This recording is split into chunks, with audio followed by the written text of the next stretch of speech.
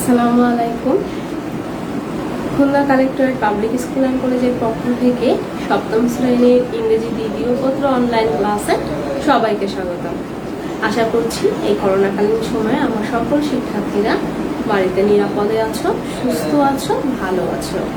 আর এখন একটা খারাপ সময় যাচ্ছে, তো আমরা চেষ্টা করব এই বেশি বেশি করে সচেতন থাকতে, কারণ কার কখন সমস্যা হবে, কে কখন বিপদে পড়বে এটা আমরা কেউ জানি না। এজন্য আমরা সচেতনতা অবলম্বন করব। তো শিক্ষার্থীরা, আমরা যেটাখানে ছিলাম, আমরা পাঞ্চুয়েশন নিয়ে আলোচনা শুরু করেছিলাম। তো এরই ধারাবাহিকতায় আজকে আমরা আরো কিছু বিরাম চিহ্নের ব্যবহার দেখব।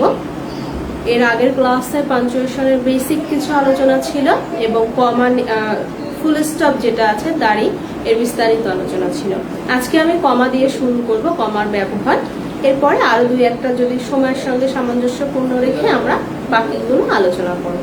তাহলে চলো আর কথা না বাড়িয়ে আমরা ক্লাসে চলে যাই, এবং যদি আজকের ক্লাস নিয়ে কোনো সমস্যা থাকে অবশ্যই আমাকে কমেন্ট করে জানাবে। শুরুতেই দেখো, ইউজ অফ কমা। কমা হচ্ছে, আমরা সবাই জানি কমা চিহ্নটা কিরকম থাকে। এই যে একটা কমার চিহ্ন আমি দেখো এখানে এই জায়গাটায় দিয়ে দিয়েছি। তো এই কমার ব্যবহারটা আমরা দেখব। আসলে আমরা ইংরেজি পাঞ্চুয়েশন শিখছি, কিন্তু এট দ্য সেম টাইম আমরা বাংলার কিন্তু বিরাম চিহ্নের ব্যবহার এসে থাকে। তো এইটা তোমাদের ভবিষ্যতের জন্য কাজে লাগবে। এবং যে কোনো কিছু, কোনো মনে করো তুমি একটা উপস্থিত বক্তৃতা দিচ্ছ, কোথাও কোথাও তোমার উপস্থাপনার প্রয়োজন হচ্ছে, বা আমরা অনেকে বিতর্ক শিখো, এই যে যারা বিতর্ক শেখো, কবিতা আবৃত্তি, সমস্ত জায়গায় কিন্তু এই বিরাম চিহ্নের ব্যবহারটা জানা খুবই গুরুত্বপূর্ণ। এটা যেমন আমাদের কথা বলার ক্ষেত্রে, এট দ্য সেম টাইম আমাদের রাইটিং এর ক্ষেত্রেও গুরুত্বপূর্ণ ভূমিকা রাখে। কারণ এইটার যদি কোথাও মিস ইউজ হয়ে যায়, তাহলে অনেক সময় দেখা যায় যে অর্থটারই তারতম্য ঘটে। তো আমরা এই জন্য সতর্ক থাকবো বিরাম চিহ্নের ব্যবহার নিয়ে। তো আজকে চলো আমি শুরুতেই আজকে দেখাবো যে কমা আমরা কিভাবে কোথায় ব্যবহার করব। তো শুরুতেই কমা আমরা যখন কোথাও কোনো বাক্যে ব্যবহার করব, সেটা আমরা কিভাবে করব, এটা একটা বড় বিষয়। এটা এক বলতে যে সময় লাগে, সেই সময়টা আমি আগে সময়টা লিখে দিই, কারণ এটা তোমার যে কোনো কিছু উপস্থাপনার ক্ষেত্রে, কথা বলার ক্ষেত্রে কাজে লাগবে। এইটা আমি শুরুতেই লিখে দিব যে কমা যদি থাকে সেই জায়গাটা আমরা কতটুকু থামা প্রয়োজন, সেটা যে কোনো রাইটিং এর ক্ষেত্রে হোক, বা তুমি যখন কোনো কিছু উপস্থাপনার ক্ষেত্রে, বলার ক্ষেত্রে ব্যবহার করবে, ঠিক সেই সময়টা আমরা দেখব।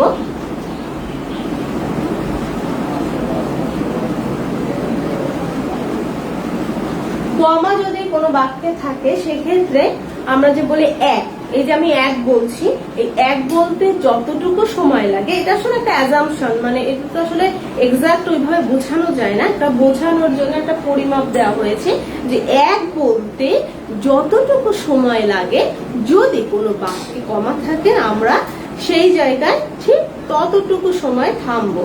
এগুলোর একটা নিয়ম আছে। ইচ্ছা মতো যে অনেক বেশি স্পেস নিয়ে থামলাম, বা অনেক দ্রুত, একটু অল্প সময়, এজন্য এইভাবে টাইম ডিউরেশনটা মেইনলি করা। তাহলে তোমরা লিখে নাও শিক্ষার্থীরা, যে যদি কোনো বাক্যে কমা থাকে, তাহলে কতটুকু, এক বলতে যে সময় লাগে ঠিক ততটুকু সময় আমাদের নিতে হবে, বিরতি দিতে হবে। তাহলে লেখো যে কোনো বাক্যে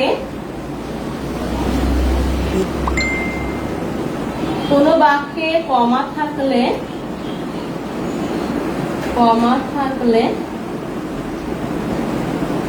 এক বলতে যতটুকু সময় লাগে,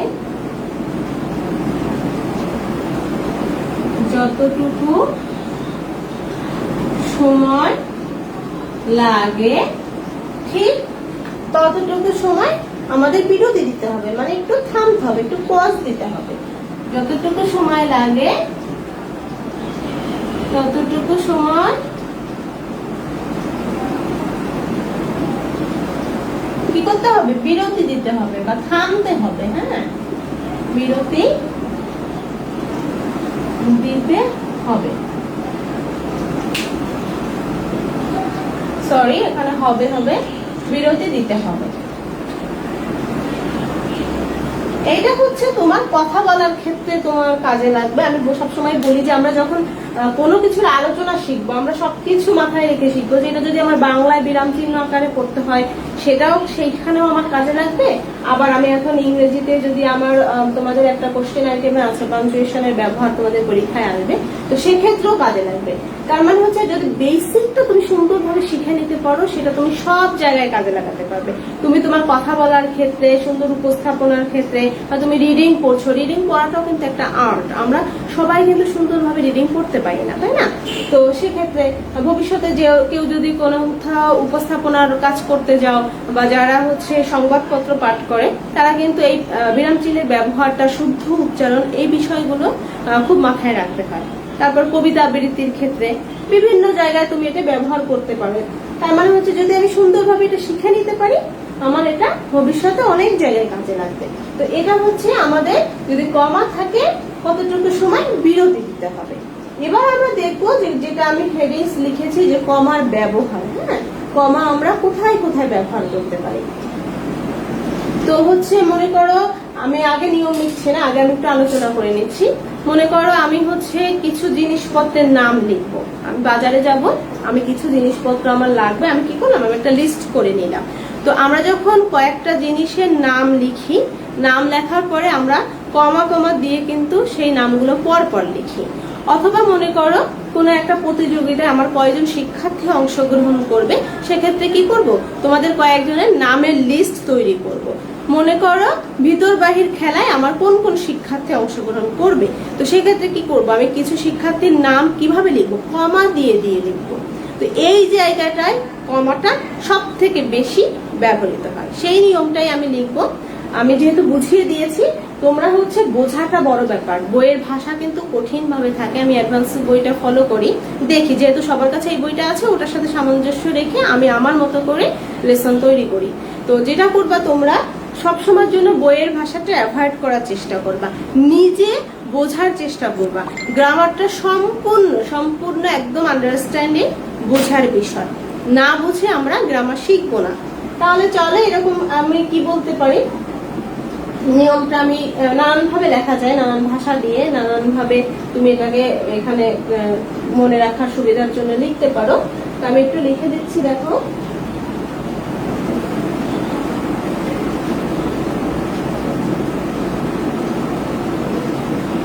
এখানে যদি আমি সহজভাবে একটু লিখি যে অনেকগুলা জিনিস অথবা অনেকগুলা ব্যক্তি বা কোনো কিছু নাম যদি আমরা কয়েকটা নাম পর পর লিখি, সেক্ষেত্রে আমরা কমা ব্যবহার করি।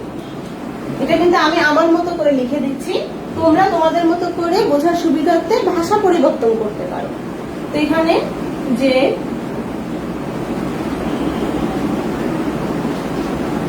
কয়েকটি বস্তু বা ব্যক্তির নাম পাশাপাশি বসলে আমরা কি করি, প্রত্যেকটি বস্তু বা নামের পরে আমরা কমা ব্যবহার করি। প্রত্যেকটি বস্তু বা নামের পরে কমা ব্যবহার করি, তাই না? এবার দেখো উদাহরণটা কিন্তু তোমরা নিজেরাই পারবে। তোমরা একটু নিজে যখন ক্লাস করবে, তখন যখন আমি কোনো নিয়ম বুঝাবো, তোমরা উদাহরণটা কিন্তু নিজের মতো করে ভাবতে চেষ্টা করবে। এই ভাবনাটা এটা কিন্তু ক্লাসের প্রতি তোমার মনোযোগটা বাড়ায়। হ্যাঁ, আমি দেখা গেছে যে এটা লাইভ ক্লাস না হতো, সরাসরি ক্লাস হতো, আমি একটু টাইম নিতাম, আমি তোমাদের বলতাম যে তোমরা একটা উদাহরণ আমাকে দাও, সবাই এক একজন এক একটা উদাহরণ খাতায় লিখো। আর লাইভ ক্লাসে যেটা আমি বলতে পারি যে কমেন্ট করে আমাকে জানাও, তোমরা নিজেদের মতো করে একটা উদাহরণ আমাকে দাও। তো যেটা আমরা এখানে আমরা বলতে পারি, যেমন মনে করো আমি কয়েকটা মেয়ের নাম লিখছি।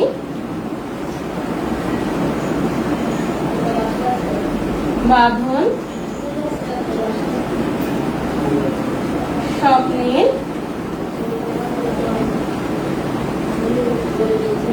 অর্থী, কবিতা আবৃত্তিতে অংশগ্রহণ করবে। হ্যাঁ, মনে করো একটা প্রতিযোগিতা হবে, কবিতা আবৃত্তিতে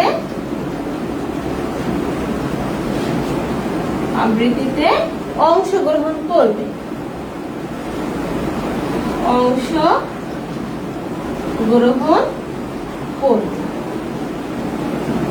তাহলে দেখো আমি প্রত্যেকটা নাম দিয়েছি, নামের পরে কমা দিয়েছি। আমি শুরুতেই কিন্তু ইংরেজি একটা উদাহরণ দিতে পারতাম, কিন্তু আমি বাংলা দিয়ে বুঝিয়েছি। আমি সবসময় বলি যে আমরা হচ্ছে আমাদের মাতৃভাষা বাংলা, এজন্য আমরা অন্য ভাষা শেখার আগে আগে আমাদের মাতৃভাষায় বোঝার চেষ্টা করব। তাহলে দেখো তোমার কাছে কিন্তু এবার বুঝতে খুব সুবিধা হয়ে গেল। তাহলে এখানে আমি এভাবে আমি ইংরেজি বাক্য লিখতে পারি। ইংরেজি বাক্য দেখো, এটারই আমি ট্রান্সলেট করে দিচ্ছি, এটারই আমি ইংলিশ দেখাবো, যেহেতু আমাদের পরীক্ষায় ইংরেজি আসবে। ইংরেজির জন্য মেইনলি আমরা প্রিপারেশনটা নিচ্ছি। এখন সবকিছুই আলোচনা থাকবে, বাট ইংলিশে যদি আসে সেটা কিরকম হবে আমি একটু এটারই ট্রান্সলেশন করে দিচ্ছি। দেখো, যে নাম দিলাম বাঁধন, কমা স্বপ্নীল, এবং এখানে যেটা ইংরেজি স্ট্রাকচারে যেটা আসে যে লাস্ট ওয়ান, সেটা তোমার জিনিসের নাম থাকুক বা ব্যক্তির নাম থাকুক, লাস্ট ওয়ান যেটা থাকবে তার আগে আমরা একটা এন্ড যোগ করবো। এখানে যদি আরো 4-5টা নাম থাকতো, সবগুলো নামের পরে হচ্ছে কমা, এবং লাস্ট যে নামটা থাকবে তার আগে আমরা কি করবো, একটা এন্ড যুক্ত করব। এটা হচ্ছে ইংরেজির একটা স্ট্রাকচার। হ্যাঁ, তাহলে বাঁধন স্বপ্নের লাস্টে একটা মেয়ের নাম আছে অর্থী, এন্ড অর্থী উইল অংশগ্রহণ করা হচ্ছে, উইল টেক পার্ট ইন, এটা খুব সুন্দর একটা ফ্রেজ, এটা আমি দিয়ে দিচ্ছি। পার্টিসিপেট মানে অংশগ্রহণ করা, তো পার্টিসিপেটটা আমরা খুবই মানে র্যান্ডমলি ইউজ করি, এজন্য আমি সবসময় বলি যে আমরা একটু স্ট্যান্ডার্ড শব্দ ব্যবহার করবো, নিত্য নতুন কিছু শব্দ নিয়ে আসবো, কিছু ফ্রেজ ব্যবহার করার চেষ্টা করব। তাহলে কি করবো, এখানে will take part in, take part in মানে অংশগ্রহণ করা, উইল টেক পার্ট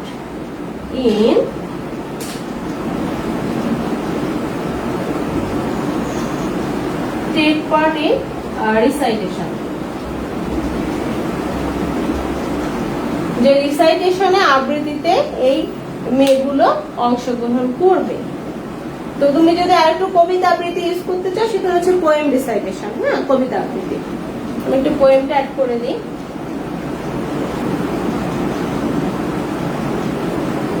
এই হচ্ছে আমাদের কমার যেটা হচ্ছে মোস্ট কমন ব্যবহার, সেটা আমরা আগে দেখে নিলাম। তাহলে দেখো, শুরু থেকে আবার তোমরা একটু রিভাইজ করো। শুরুতে আমি যেটা দেখালাম যে কতটুকু সময় বিরতি নিতে হবে, তারপরে যেটা একটা মোস্ট কমন নিয়ম দিয়েছি যে কিছু কয়েকটা যদি ব্যক্তি বা বস্তুর নাম পাশাপাশি থাকে, সেক্ষেত্রে আমরা সবগুলো নামের পরে হচ্ছে কমা ব্যবহার করব, এবং লাস্ট ওয়ান বা লাস্ট আইটেম বা লাস্ট থিংস যেটা থাকবে অবশিষ্ট, তার আগে আমরা একটা এন্ড যোগ করবো। হ্যাঁ, তার আগে কি করবো, একটা এন্ড যোগ করবো। এই হচ্ছে আমার ফার্স্ট এবং মোস্ট কমন রুলস। এরপরে আমি নেক্সট আরো কিছু রুলসে যাব, তোমরা একটু দেখে নাও, একটু খাতায় নোট ডাউন করে নাও। আর কোথাও বুঝতে হলে অসুবিধা হলে তো অবশ্যই আমাকে কমেন্ট করে জানাবে।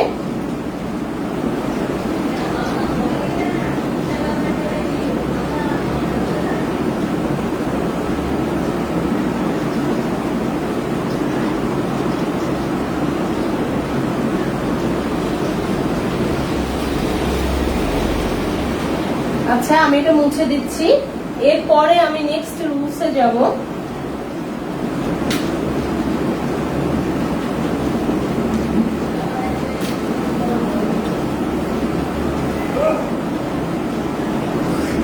রুলস যাওয়ার আগে আমি একটু আলোচনা করব, সেটা হচ্ছে আমরা যখন কোনো ব্যক্তি বা কোনো প্রতিষ্ঠান বা কোনো বস্তু সম্পর্কে অতিরিক্ত তথ্য প্রদান করি, সেক্ষেত্রে আমরা কমা ব্যবহার করে তথ্যটা প্রদান করি।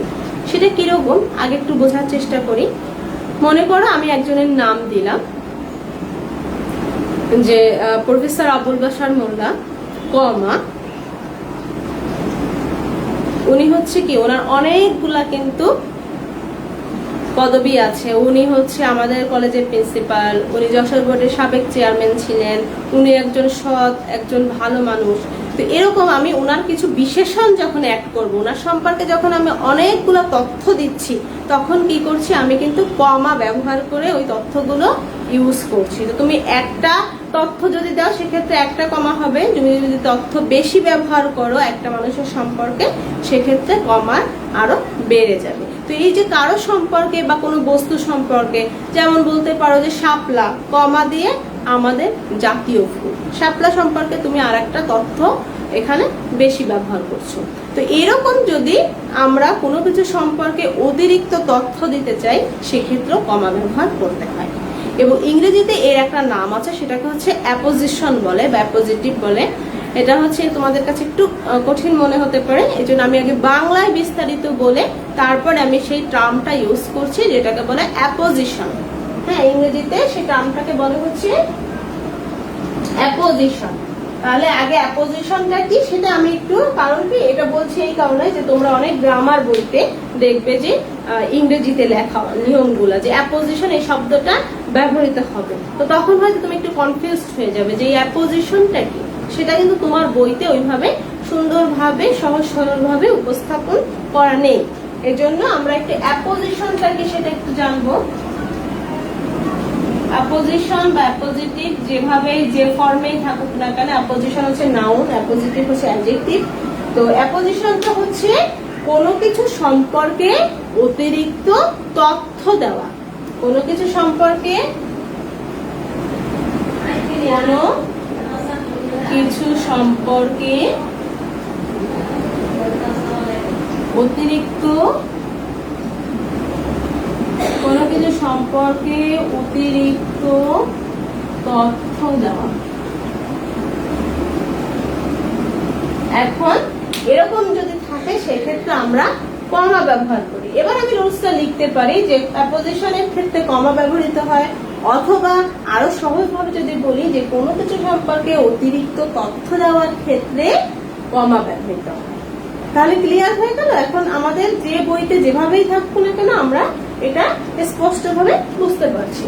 তাহলে আমি সহজভাবে লিখে দিই তোমাদের জন্য যে কোনো কিছু সম্পর্কে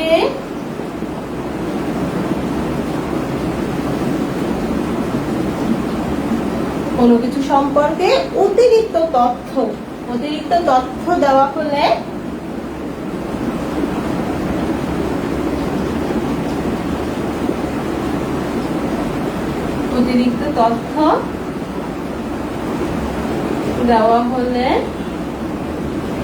কমা ব্যবহৃত হয়। অতিরিক্ত তথ্য কিন্তু একটা মানুষের সম্পর্কে থাকে। যেমন তোমরা বলতে পারো যে আমি তোমাদের ক্লাস 7 এর বি সেকশনের class teacher, at the same time আমি তোমাদের ইংরেজি সেকেন্ড পেপার ক্লাসও নেই। তো এই যে আমার সম্পর্কে কিন্তু দুইটাই তথ্য অলরেডি হয়ে গেছে। তো এইরকম যে কোনো কিছু সম্পর্কে অতিরিক্ত তথ্য দিতে গেলে আমরা কমা ব্যবহার করবো। এখন যত বেশি তুমি অতিরিক্ত তথ্য দিবে তত বেশি তোমার কমা ওই বাক্যের সাথে অ্যাড হবে, যোগ হবে।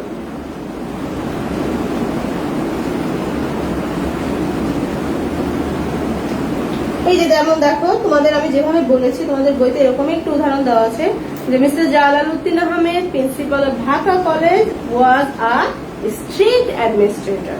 যে মিস্টার জালালউদ্দিন যিনি হচ্ছে ঢাকা কলেজের অধ্যক্ষ, একজন মানে স্ট্রিক্ট অ্যাডমিনিস্ট্রেটর মানে একজন কঠোর প্রশাসক ছিলেন, যিনি খুব শক্তভাবে সবকিছু স্ট্রিক্টলি হ্যান্ডেল করতেন। তো এরকম আমরা কোনো কিছু সম্পর্কে অতিরিক্ত তথ্য দিলে দেখো কমা ব্যবহার করেছি। যেমন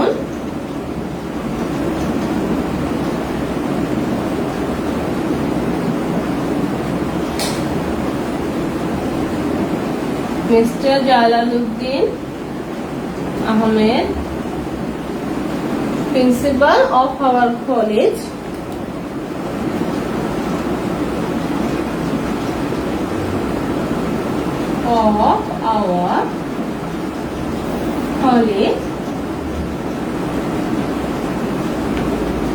এখানে কি আছে, ওয়াজ আ স্ট্রিক্ট অ্যাডমিনিস্ট্রেটর। ওয়াজ আছে তার মানে ইনি এক সময় প্রিন্সিপাল আমাদের কলেজে প্রিন্সিপাল ছিলেন, এখন কিন্তু না। এই যে ইজ, ওয়াজ, এইগুলো দিয়ে কিন্তু আমরা টেন্সটা ইন্ডিকেট করতে পারি যে বর্তমান বলছে নাকি অতীত না ভবিষ্যৎ। তাহলে ওয়াজ স্ট্রিক্ট অ্যাডমিনিস্ট্রেটর, স্ট্রিক্ট অ্যাডমিনিস্ট্রেটর। এখন তোমাদের কাজ হবে, আমি যখন কোনো রুলস বুঝিয়ে দিই ক্লাসে, আমি তো একটা সাধারণত দেখা যায় উদাহরণ একটা কি দুইটা বলি, বেশি বলি না, আমি বেশি বলি না, কিন্তু তোমার কাজ হবে তুমি ওই নিয়মের ভিতরে আরো বেশি উদাহরণ নিজে নিজে প্র্যাকটিস করবে। ক্লাস যখন দেখবে তুমি খাতায় লিখে ফেলো, বা এখানে যেটা হয় কমেন্ট বক্সে তুমি কমেন্ট করে ফেলো। হ্যাঁ, তো দেখো এটা হচ্ছে আমাদের, আমরা কমার হচ্ছে আর একটা নিয়ম শিখলাম, এরকম আরো অনেক নিয়ম আছে, কিন্তু আমার কথা হচ্ছে আমরা যে নিয়মটা শিখবো সেটা যেন একদম সুন্দরভাবে ক্লিয়ার করে শিখি, কোথাও বুঝতে কোনো রকমের আমরা গ্যাপ রাখবো না, একদম সুন্দরভাবে শিখবো। এই জন্য একটু সময় লাগলো, সমস্যা নেই, আমি ধীরে সুস্থে যে পাঞ্চুয়েশনের জন্য আমার যতগুলো ক্লাস দরকার হয় আমি ততগুলো ক্লাস নিব, তাড়াহুড়া করে অল্প সময়ের ভিতরে শেষ করবো না। এজন্য তোমরাও বাসায় পড়াশোনা করবে রেগুলার, এবং কোনো সমস্যা হলে অবশ্যই আমাকে জানাতে হবে। আর যখনই আমার পাঞ্চুয়েশন শেষ হয়ে যাবে তখনই কিন্তু আমি একটা পরীক্ষা নিব। তো আমি আগে থেকেই বলে দিলাম যে তোমরা এখন থেকেই পাঞ্চুয়েশনের উপরে একটা প্রিপারেশন নেওয়া শুরু করো। জাস্ট প্রতিদিনের ক্লাসটা প্রতিদিন তোমরা প্র্যাকটিস করলেই হয়ে যাবে। তাহলে দেখো তোমরা এই যে নিয়মটা তোমরা একটু খাতায় লিখে নাও।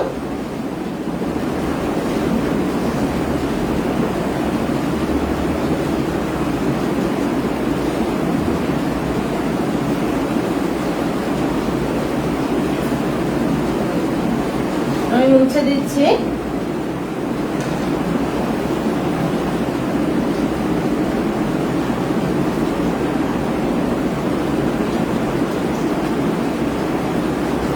এখন আর একটা নিয়ম আছে, মনে করো আমাদের সবার একটা নাম আছে, তাই না? অনেকে দুই তিনটা নামও থাকে, একটু নিকনেম, একটু আদর করে একটা নামে ডাকলো, আবার যেটা হচ্ছে আমাদের ভালো নাম যেটাকে বলি ফুল নেম। হ্যাঁ, তো কোনো নাম ধরে যখন আমরা কাউকে ডাকি, এই কাউকে যখন কোনো নাম ধরে ডাকা হয়, বাংলায় যে টার্মটা, যে গ্রামাটিক্যাল যে টার্ম আছে সেটাকে বলা হচ্ছে সম্বোধন পদ।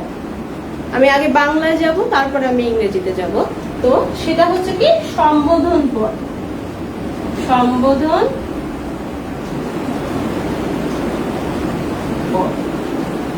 তাকে এভাবে পড়াশোনা করলে হবে কি, তোমার একসঙ্গে দুইটা জিনিস, তুমি বাংলাও শিখলে at the same time তুমি ইংরেজিও তোমার শেখা হয়ে যাবে। তো সম্বোধন পদটা কি, এটা কিন্তু বাংলার একটা টার্ম। সম্বোধন পদ হচ্ছে কোনো কিছু বা কাউকে কোনো নাম ধরে ডাকা। হ্যাঁ, আমরা বলি না রহিম এদিকে আসো, এই যে নাম ধরে আমি ডাকলাম, এই যে রহিম বলার পরে আমি একটি কমা ব্যবহার করব, এবং তখন কি হবে, রহিম বলার পরে আমি একটু থামবো, এবং কতটুকু পরিমাণ থামবো হচ্ছে মনে করো যে এক বল যতটুকু সময় লাগে, তার মানে খুব বেশি সময় থামা যাবে না। তাহলে সম্বোধন পদ হচ্ছে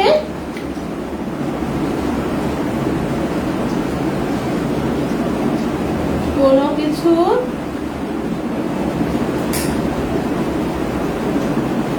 নাম ধরে ডাকলে, হ্যাঁ, নাম ধরে ডাকলে সেই নামের পরে সেই নামকে হচ্ছে এই যে একটা পদ, হ্যাঁ, পার্টস অফ স্পিচ কিন্তু বলা হচ্ছে ইংরেজিতে, সেই পার্টস অফ স্পিচে বাংলাকে বলা হচ্ছে পদ। তো এটা হচ্ছে কোনো কিছু নাম ধরে ডাকলে সেই নামকে হচ্ছে সম্বোধন পদ বলে। সে নামকে কি বলবে, সম্বোধন পদ। এখন এই সম্বোধন পদের একটা ইংরেজি আছে, যেটা আমরা যখন এই পাঞ্চুয়েশনের ব্যবহার করে ইংরেজি গ্রামার বই থেকে শিখবো, সাধারণত দেখা যাবে যে সেখানে ওই ইংরেজি শব্দটা দেওয়া আছে। তো সম্বোধন পদের হচ্ছে ইংরেজি হচ্ছে ভোকেটিভ কেস। হ্যাঁ, ভোকেটিভ কেস আমি এখানে ব্র্যাকেটে লিখে দিব।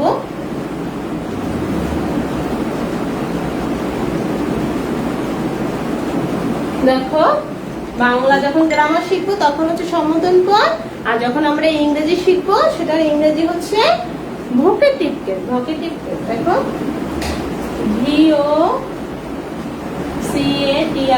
ভোকেটিভ কেস, ভোকেটিভ কেস বল। এইটা হচ্ছে সম্বোধন পদ বা ভোকেটিভ কেস কি, এইটা আমি শুরুতেই তোমাদের ক্লিয়ার করে দিলাম। এবার আমরা যেটা করবো, এবার হচ্ছে আমি সেই আমার কমার রুলস এ চলে যাব। বেসিকলি কিন্তু আমি কমার রুলস নিয়ে আলোচনা করছি। তো এই আলোচনার প্রেক্ষাপটে অনেক কিছু নতুন টার্ম আসছে, আমরা সেগুলো একটু আগে ক্লারিফাই করে নিচ্ছি, তারপরে আমরা নিয়মে যাচ্ছি।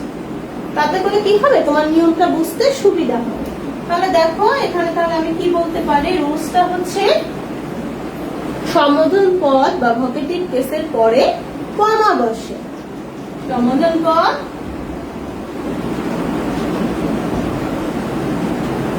এই রুলসটা আমি তখনই আমি বইতে লিখতে পারবো বা তখনই আমি আমার শিক্ষার্থীদের বলতে পারবো যখন আমি এই সম্বোধন পদ বা ভোকেটিভ কেসটা আগে ক্লিয়ার করে নেব যে এই বিষয়টা কি, দেন আমি এই রুলসটা লিখতে পারবো। কিন্তু হঠাৎ করে যদি তোমাকে রুলসটা এভাবে দেওয়া হয় যে সম্বোধন বা ভোকেটিভ কেসের পরে সম্বোধন পদ বা ভোকেটিভ কেসের পরে কমা বসে, তখন কিন্তু তোমাদের কাছে ওই তখনই ইংরেজিটা কঠিন মনে হয়। এই উপস্থাপনার একটা ব্যাপার থাকে, এই জন্যই হচ্ছে আমাদের গ্রামারটা সুন্দরভাবে বুঝতে হবে। তাহলে আমি কি বলতে পারি, সম্বোধন পদ ভোকেটিভ কেস, যেটাকে ইংরেজিতে বলবো, এর পরে কমা বসে, এর পরে কমা বসে। সেটা কিরকম, একটু বাংলা উদাহরণ দেখাই। যে রহিম এদিকে এসো, আমরা বলি না যে কোনো একটা শিক্ষার্থীর নাম ধরে কিন্তু আমরা ডাকি, বা বাসায় মনে করো তোমার নাম ধরে কেউ তোমাকে ডাকছে, তোমার মা ডাকতে পারে বা ফ্যামিলি মেম্বার কেউ ডাকতে পারে। তো এখানে আমি বলতে পারি যে রহিম এদিকে এসো।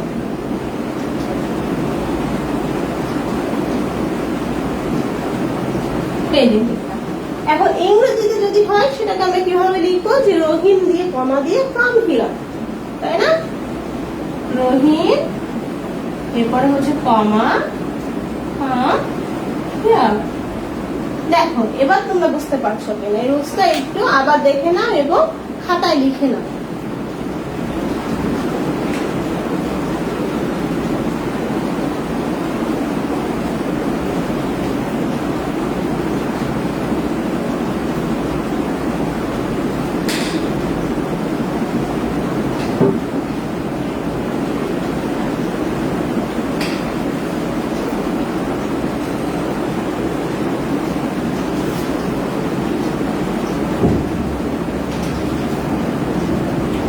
এবার আমি এই নিয়মটা মুছে দেবো, আমরা নতুন একটা নিয়মে চলে যাব। দেখো আমি একটু স্পেস দিই, কারণ কি আমি যদি পরপর খুব দ্রুত বলে যাই বা লিখে যাই, অনেক সময় দেখা যায় সবাই তো সমান না, সব ধরনের শিক্ষার্থী থাকে, তো তাদের জন্য দেখা যায় আমি একটু স্পেস দিই, আমি সরে যাই, বোর্ডটাকে হাইলাইট করি যাতে বোর্ডটা তোমরা ক্লিয়ার ভাবে দেখতে পারো, বা লেখার জন্য একটু টাইম দেওয়ার চেষ্টা করি। তো এবার আমরা যে নেক্সট রুলসে যাব, সেটা হচ্ছে মনে করো আমরা লেটার যখন প্র্যাকটিস করেছি তখনও দেখেছি যে কোনো তারিখ, দিন, বার এগুলোর পরে কিন্তু কি হয়, কমা বসে, তাই না? তাহলে নিয়মটা হচ্ছে তারিখ, দিন বা বারের নামের পরে, বার হতে পারে, বছর হতে পারে, দিন বা বার, বছর, হ্যাঁ, বছরের পরে কমা বসে। সেটা কিরকম, আমরা যখন লেটার লিখি, তাই না? লেটারের উপরেই মনে করো আমি লিখলাম 17 মার্চ, 17 মার্চের পরে কমা দিয়ে লিখলাম 2021 সাল। তাহলে দেখো এই যে একটা তারিখ, তারিখের পরে হচ্ছে মাসের নাম, হ্যাঁ, 17 মার্চ, মার্চের পরে কিন্তু আমি একটি কমা দিয়েছি এবং কমার পরে একটি বছর লিখেছি। তো এই ধরনের যদি আমরা কোনো তারিখ, দিন বা বার লিখি, সেক্ষেত্রে আমরা কমা ব্যবহার করি, সেই রুলসটাই আসলে এখানে লেখা হয়েছে। এরপরে হচ্ছে কমা ব্যবহার করা হয় আমরা যখন ন্যারেশন করেছি। আমরা জানি যে ন্যারেশন হচ্ছে উক্তি, দুই ধরনের কথা আছে, একটা হচ্ছে ডিরেক্ট ন্যারেশন বা ডিরেক্ট স্পিচ যেটাকে বলি, আর একটা হচ্ছে ইনডিরেক্ট স্পিচ। তো যখন আমরা ন্যারেশন ব্যবহার করি তখন তখন কিন্তু আমরা কারো কথা বলার পরে আমরা একটা কমা দিই, কমা দিয়ে সেই উক্তিটা যদি হুবহু বলি সেটা হচ্ছে ডিরেক্ট স্পিচ। যেমন হচ্ছে নেপোলিয়ন বোনাপার্ট যদি কোনো কথা বলে থাকে, তার কথাটা যদি আমি হুবহু লিখি তাহলে সেক্ষেত্রে আমি একটা ইনভার্টেড কমা দিয়ে সেই কথাটাকে লিখবো। যারা ন্যারেশন করেছো তাদের জন্য বুঝতে সুবিধা হবে, আর যারা করনি বা এই মুহূর্তে ভুলে গেছো তাদের জন্য আমি একটু সংক্ষেপে আগে একটু ন্যারেশনটা নিয়ে কথা বলি। এই ন্যারেশনটা হচ্ছে, এর বাংলা হচ্ছে উক্তি। এর বাংলা কি? উক্তি। উক্তি মানে হচ্ছে কোনো কথা, এই যে আমি যেমন এখন স্পিচ দিচ্ছি, আমি এই যে কথাগুলো বলছি, এখন তুমি যদি তোমার কোনো ফ্রেন্ড মনে করে এই ক্লাসটা সামহাউ মিস করেছে, তো জিজ্ঞেস করলো দোস্ত তুই আমাকে একটু বল যে ম্যাডাম আজকে ক্লাসে কি পড়িয়েছে বা কি বলেছে, তখন তুমি আমার কোনো কথা, আমার কোনো স্পিচটাকে যদি তুমি বলো যে ম্যাডাম বলেছে যে এই কমার ব্যবহারগুলো শিখিয়েছে, যে বলেছে যে সম্বোধন পদ কি, ভোকেটিভ কেস এবং ব্যবহারগুলো স্টেপ বাই স্টেপ আমাদের বুঝিয়ে দিয়েছে, এটা হচ্ছে ইনডিরেক্ট স্পিচ। এটা হয়ে গেল ইনডিরেক্ট স্পিচ, মানে তুমি আমার কথাগুলো ইনডিরেক্টলি বলছো, সরাসরি বলছো না, তোমার মাধ্যমে বলছো। আর যদি তুমি আমার কথা সরাসরি বলো যে ম্যাডাম বলেছে, আমি যে কথাগুলো বলেছি সেগুলো বলো, সেটা হচ্ছে ডিরেক্ট স্পিচ। সেই ডিরেক্ট স্পিচ আমরা যখন লিখবো সেটা অন্যভাবে লিখবো। আগে আমি হচ্ছে ন্যারেশন হচ্ছে দুই প্রকার, সেটা একটু লিখি। এটা হচ্ছে দুই প্রকার। দেখো গ্রামার একটার সঙ্গে অনেক কিছু রিলেটেড। যখন আমি একটা টপিকস বোঝাতে চাই, আমি ছিলাম কিন্তু কমার ব্যবহারে, দেখো অনেক কিছু গ্রামাটিক্যাল টার্ম এর ভিতরে চলে আসছে, এবং এটা যদি আমি অ্যাভয়েড করি, শুধু বলে যাই যে হ্যাঁ ইনডিরেক্ট স্পিচের ক্ষেত্রে এই কমা দিয়ে হচ্ছে কমা ব্যবহার করা হয়, তাহলে কিন্তু যারা ন্যারেশন বোঝে না বা ন্যারেশন ভুলে গেছে তারা একদমই বুঝতে পারবে না লেকচারটা। এই জন্য আমি সবসময় চেষ্টা করবো যে একদম যারা দুর্বল স্টুডেন্ট বা যারা কম বোঝে বা গ্রামার ভয় পায় তাদের উপযোগী করে ক্লাসটা নেব। আর যারা পারো, যারা অ্যাডভান্স লেভেলের আছো তারা তো মোস্ট ওয়েলকাম, তারা তো রিভিশন হয়ে যাবে তোমাদের। তাহলে দেখো এটি দুই প্রকার, কি কি? যথা হচ্ছে এক হচ্ছে ডিরেক্ট স্পিচ, যেটা সরাসরি বলা হয়, ডিরেক্টলি বলা হয়, যেটা হচ্ছে ডিরেক্ট স্পিচ। আর দুই হচ্ছে ইনডিরেক্ট স্পিচ, মানে একজনের কথা যখন আরেকজনের মাধ্যমে ইনডিরেক্টলি বলা হয়, সেটা হচ্ছে ইনডিরেক্ট স্পিচ। হ্যাঁ, তাহলে আমরা জানলাম ন্যারেশন কি। ন্যারেশন হচ্ছে দুই প্রকার, একটা হচ্ছে ডিরেক্ট স্পিচ আর একটা হচ্ছে ইনডিরেক্ট স্পিচ। এখন ডিরেক্ট স্পিচে যেটা বলা হয়, দেখো মাই টিচার সেজ, আমার শিক্ষক বলেছেন, কি বলেছেন সেইটা আমি এই যে ইনভার্টেড কমার মধ্যে ব্যবহার করব। দেখো এইটা কিন্তু একসঙ্গে তোমার এই যে ইনভার্টেড কমার কিন্তু একটা ব্যবহার আছে, এটাও পাঞ্চুয়েশনের ভিতরে। আমি কিন্তু কমা এবং ইনভার্টেড কমার দুইটা ব্যবহার আমি এট দ্য সেম টাইম তোমাদের দেখিয়ে দিচ্ছি। তাহলে কি বললেন? My teacher says do not make noise in the class, যে ক্লাসে তোমরা গন্ডগোল করো না। এটা আমি লিখতে পারি ডু নট, বা কন্ট্রাকশন ফর্ম যদি ইউজ করো সেখানে হচ্ছে ডোন্ট। হ্যাঁ, do not make noise in the class. এই দেখো ইনভার্টেড কমাটা আমি শেষ করে দিলাম। তাহলে এইটা হচ্ছে ডিরেক্ট স্পিচের উদাহরণ। এটা কিসের উদাহরণ? এটা হচ্ছে ডিরেক্ট স্পিচ, আমি কথাটি সরাসরি বলেছি। তো দেখো প্রিয় শিক্ষার্থীরা, এখন যখন আমি ইনডিরেক্ট স্পিচে যাব সেক্ষেত্রে কিন্তু আমার কমা ব্যবহার করা লাগছে না বা ইনভার্টেড কমাও লাগছে না, যেহেতু আমার ওইটা আমার আলোচনার ভিতরে নেই, এজন্য আমি ইনডিরেক্ট স্পিচে এই মুহূর্তে যাব না।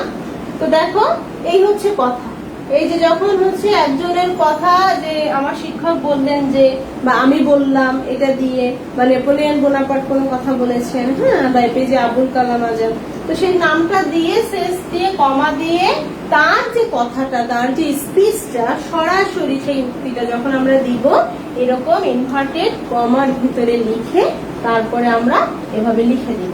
তাহলে দেখো, my teacher says to not make noise in the class, এটা হচ্ছে ডিরেক্ট স্পিচ।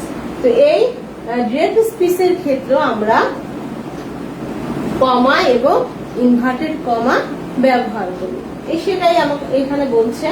তাহলে আমি রুলসটা আমার এখন দেখো, আমি রুলসে যাব, তুমি এখানে লিখতে পারো। এবং যদি আমরা বাংলা বলি, এটা হচ্ছে প্রত্যক্ষ উক্তি এবং পরোক্ষ উক্তি।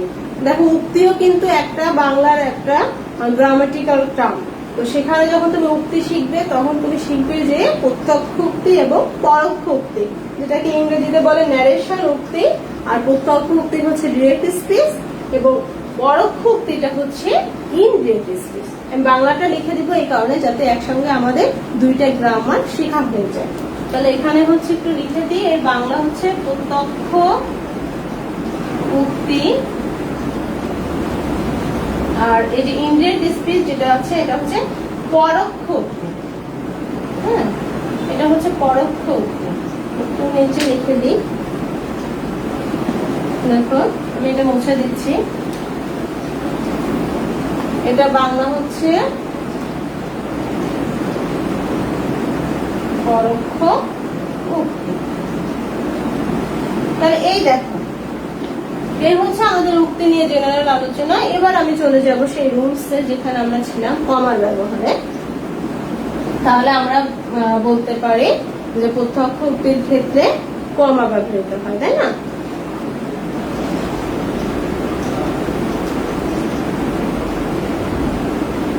এখানে এই রুলসটা তোমাদের বইতে আছে, এক এক বইতে এক এক ভাবে লেখা থাকে। যে ডিরেক্ট স্পিচে রিপোর্টিং ভার্বের পর, যেমন দেখো এই যে অ্যাডভান্সের বইটা হচ্ছে খুব বেশি ব্যবহৃত হয় এবং মোটামুটি ভালো মানের বই হিসাবে পরিচিত আমরা জানি।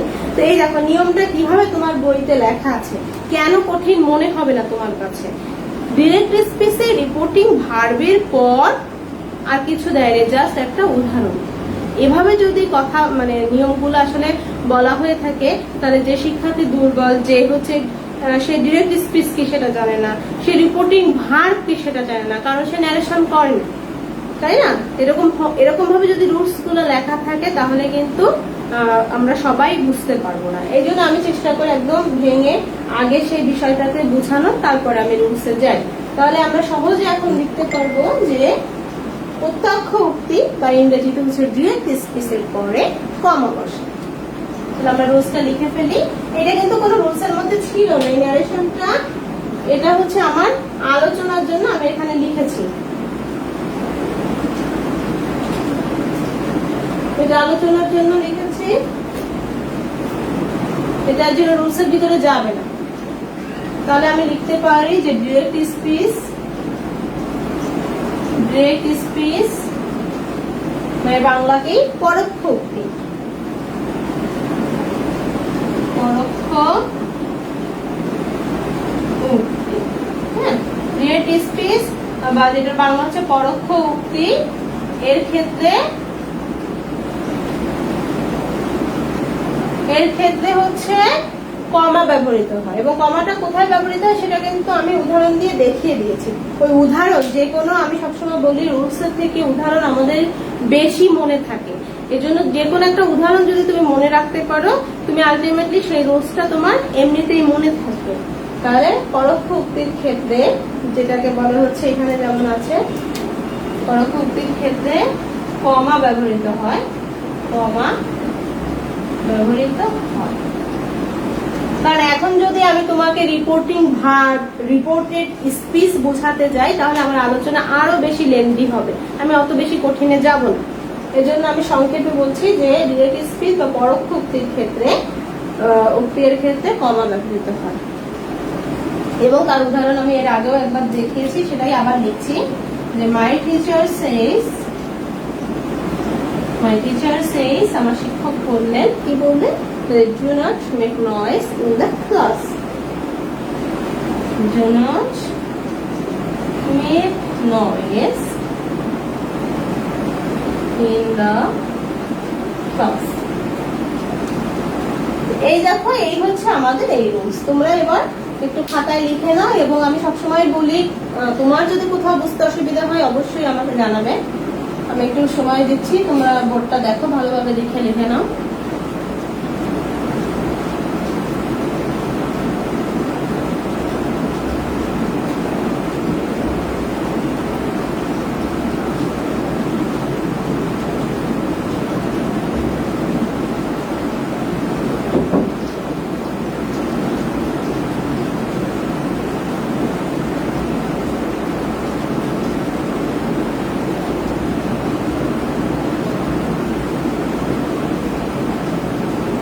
এবার আমি এটা মুছে দিব।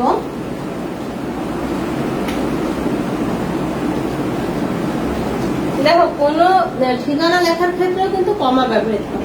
আমরা সবাই কিন্তু কম বেশি কমার ব্যবহার জানি, বাট অত বেশি দেখা যায় যে আমরা অনেক সময় খেয়াল করি না। এই যে কোনো ঠিকানা যখন তুমি লিখতে যাবে তখনও কিন্তু আমরা কমা ব্যবহার করি, যে 88/3 জ্যোতি ভিলা বয়রা। তো এই যে যখন আমি এই যে এক একটা নাম্বার লিখলাম বা এক একটা জায়গার নাম দিলাম, সেক্ষেত্রে কিন্তু আমি কমা ব্যবহার করি। আমরা যেভাবে অ্যাড্রেস লিখি, তো সেক্ষেত্রেও আমরা কমা ব্যবহার করে থাকি, তাই না? তাহলে তুমি বলতে পারো যে ঠিকানার ক্ষেত্রে, কোনো অ্যাড্রেস লেখার ক্ষেত্রে কমা ব্যবহৃত হয়। কোনো ঠিকানা,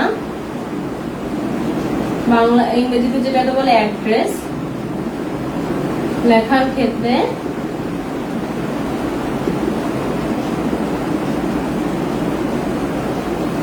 কমা ব্যবহৃত হয়। যেমন আমি একটা ঠিকানা দিচ্ছি ফর এক্সাম্পল, দেখানোর জন্য। দেখো,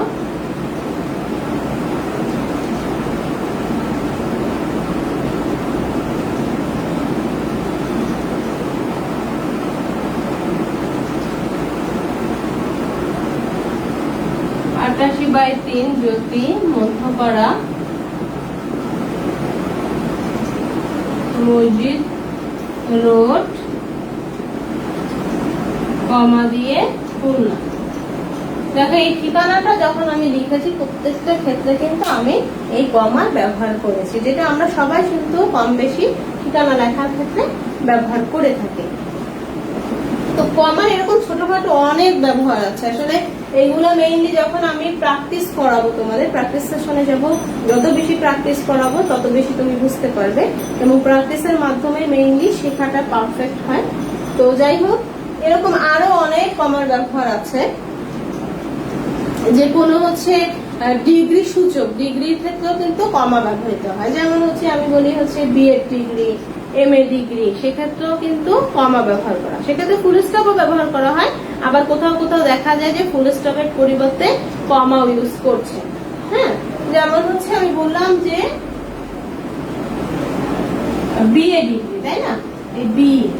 এই যে বিএ একটা ডিগ্রি, এই ডিগ্রির নামের পর, মানে যে সংক্ষিপ্ত যে ফর্ম, তাই না? এই সংক্ষিপ্ত ফর্মের পরও এরকম কমা ব্যবহৃত হয়। আবার কোথাও কোথাও দেখা যাচ্ছে সংক্ষিপ্ত ফর্মের পরে ফুল স্টপ দিয়েও করা হয়। এটা দুইটা রুলস আছে, কমা দিয়েও লেখা যায়, আবার ফুল স্টপ দিয়েও করা। যেমন বিএড একটি ডিগ্রি, তাই না? বিএড ডিগ্রি হচ্ছে যারা হচ্ছে শিক্ষাগত পেশায় আছেন বা ভবিষ্যতে যেতে চান তাদের জন্য একটা ডিগ্রি বিএড। বিএ আমরা জানি যে ব্যাচেলর অফ আর্টস। হ্যাঁ, এগুলো আসলে ইংরেজি শব্দ, আমি একটু ইংলিশটা লিখে দিই। বিএ, তারপরে হচ্ছে বিএড। তো এটা হচ্ছে এই যে ডিগ্রির ক্ষেত্রে আমরা কমা ব্যবহার করতে পারি, অথবা ফুল স্টপ যেটাকে ডট বলি, এইটাও ব্যবহার করতে পারি। এটা দুটো ব্যবহার আছে। অনেক সময় দেখা যায় যে অনেকে একটু কনফিউজড হয়ে যেতে পারে, যেটা বোথ আর কারেক্ট, তুমি যেটাই ইউজ করো না কেন দুটোই সঠিক। তাহলে আমি এখানে সংক্ষেপে লিখে দিই যে ডিগ্রি সূচক নামের ক্ষেত্রে কমা ব্যবহৃত হয়।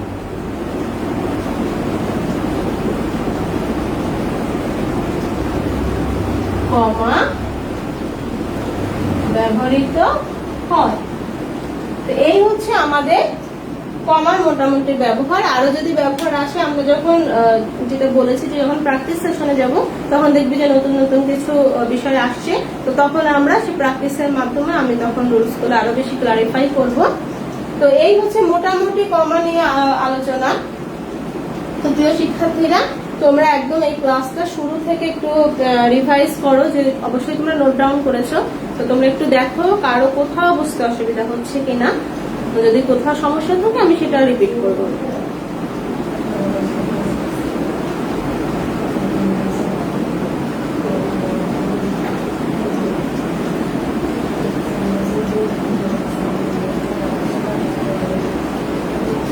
দেখো আমি এবার মুছে দিব, মুছে দিয়ে আমি তোমাদের ছোট্ট একটা হোমওয়ার্ক দিব। আমি সবসময় তোমাদের হোমওয়ার্ক দিই ক্লাস শেষে, হোমওয়ার্ক দিব, এবং অবশ্যই তোমরা হোমওয়ার্কটা আমাকে আমাদের মেসেঞ্জার গ্রুপে দিতে পারো, অথবা এই যেখানে লাইভ ক্লাস হচ্ছে এই গ্রুপে পোস্ট করে দিতে পারো।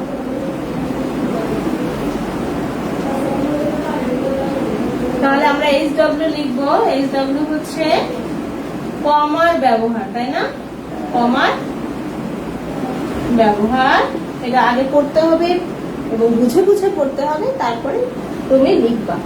কমার ব্যবহার করা প্লাস লেখ।